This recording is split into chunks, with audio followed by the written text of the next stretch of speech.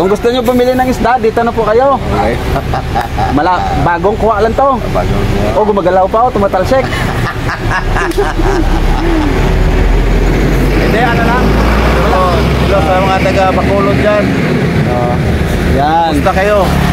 Shout out daw sa taga Bacolod. Taga Bacolod dyan. Ano yung lugar dito, boss? Talisay, Santander, Cebu.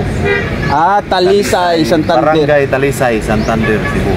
Okay, Barangay Talisay, Santander, Cebu. Nakapunta ako doon sa, dati sa Bacolod sa may Banago. Banago. Yung asawa ko dati. Doon sa Victorias, may chain siya doon sa Banago. Dati lang kami doon sa Dalila. Tatlong buwan. Taga Victorias kagla. Yung dati kong asawa. May anak kami, dalawa. Nasa akin yung mga anak namin. Dalawa, mga malaki na. High school. Malapit na graduate sa high school.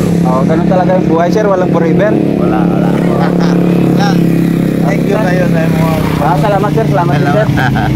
Gusto nyo bumili ng isda, mura lang dito. Tapos fresh po yung isda. Malapit po kasi dito sa dagat. Talisay, Cebu. Talisay, Barangay Bato. Yan.